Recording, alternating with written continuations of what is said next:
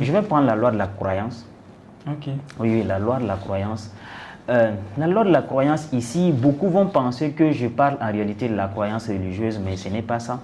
Non, la loi de la croyance, ça stipule que ce que tu crois, c'est ce qui t'arrive. Ce que tu crois, c'est ce qui t'arrive. Oui. Comment est-ce Genre, ce pourquoi tu as de la conviction, la croyance que tu as de quelque chose, c'est ça qui contrôle ta vie. Tu vois? Et il y a beaucoup de personnes qui ont des croyances erronées, des croyances qui ne sont pas forcément vraies. Quand tu as une croyance qui n'est pas forcément vraie, cette croyance qui n'est pas vraie, qui pour toi peut-être c'est vrai, tu vois, va naturellement influencer tes résultats, va influencer ton environnement, va influencer tout ce que tu peux obtenir.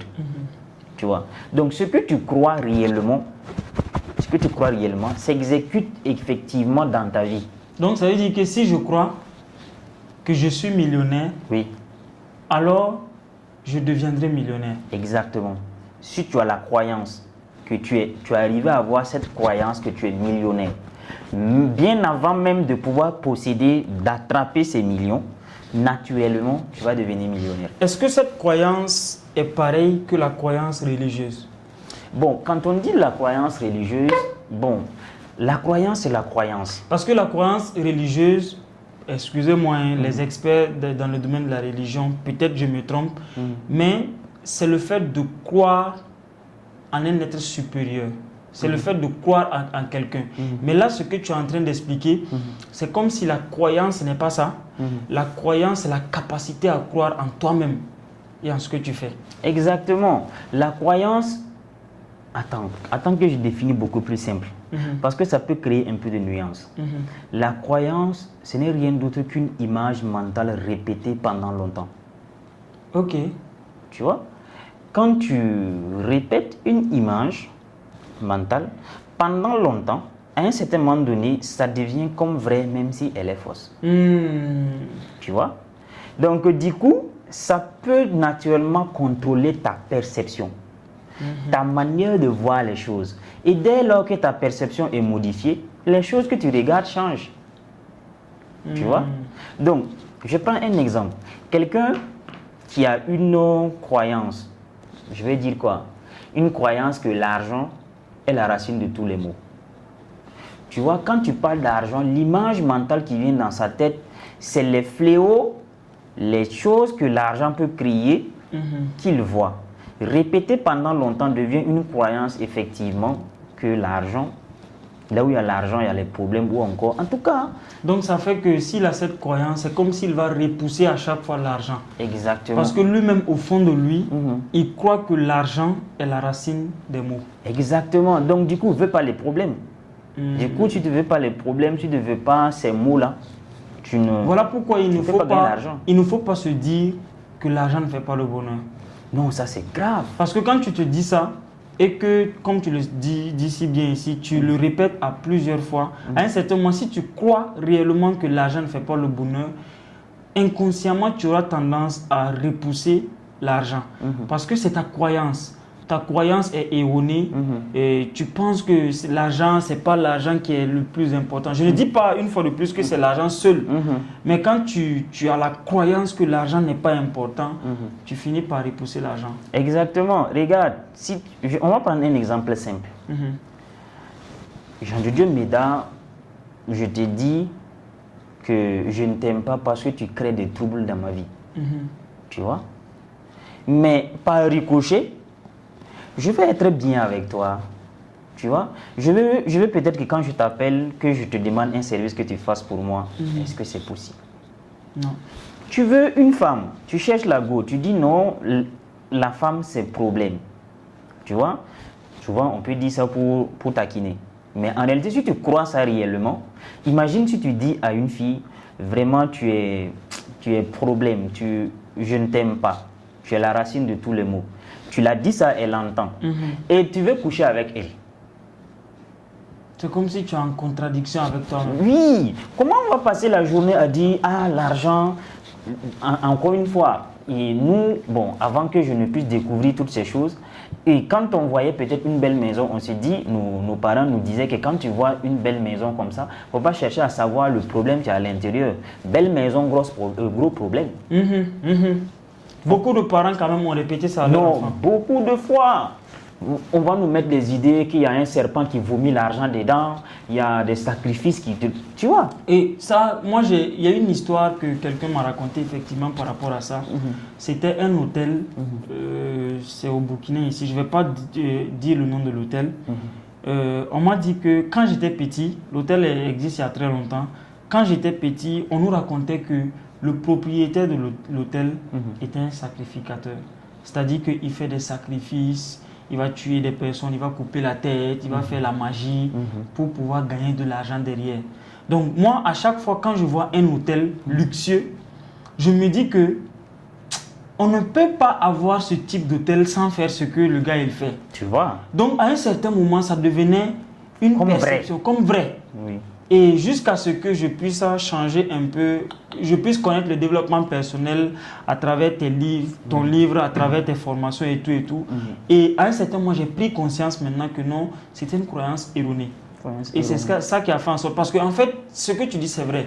Il y a beaucoup de personnes, effectivement, qui vont croire à ça toute leur vie. Toute leur vie. Et finalement, tu ne peux pas construire un grand hôtel quand tu as la croyance que les personnes qui construisent les grands hôtels sont des sacrificateurs. Tu vois? Si ce n'est pas ce que tu veux, tu ne pourras pas le faire parce que tu ne peux pas le faire parce que tu as une idée, une croyance arrêtée sur la chose. Comme toi, tu ne veux pas tuer les gens, naturellement, l'hôtel n'est pas fait pour toi.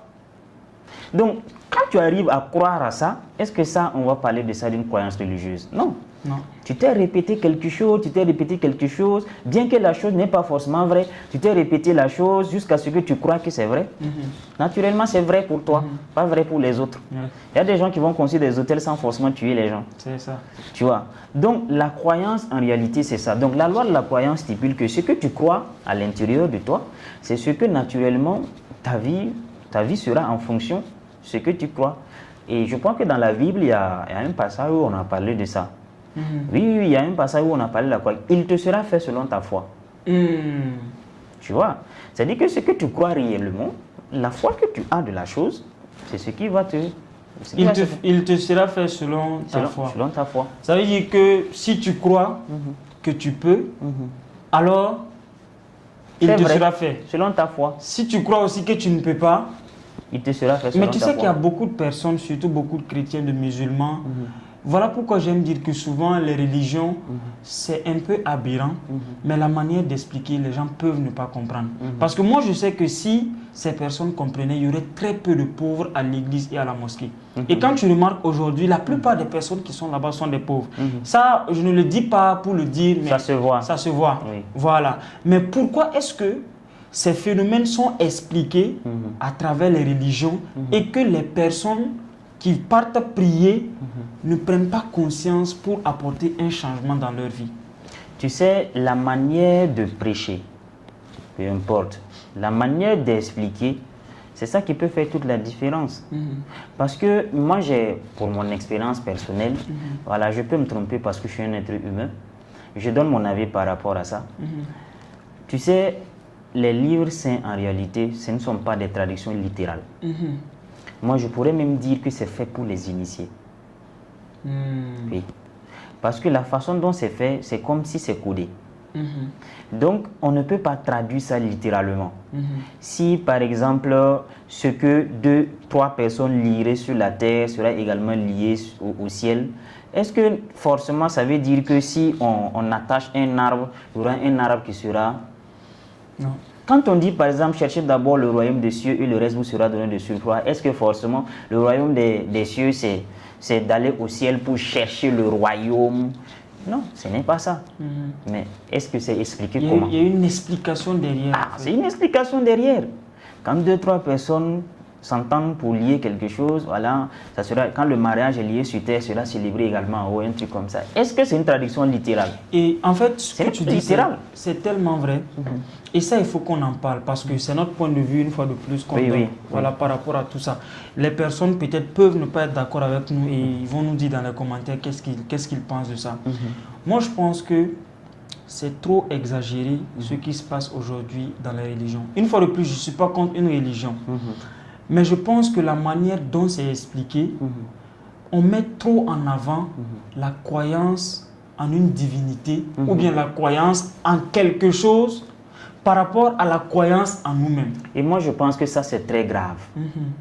Ça, c'est très grave parce qu'en réalité, en partie, la religion, je ne vais pas citer de religion forcément, mais, ou du moins, je vais même parler de la religion un peu chrétienne quand même, parce que je vais utiliser un passage qui dit que, par exemple, le terme pauvre comme un rat d'église.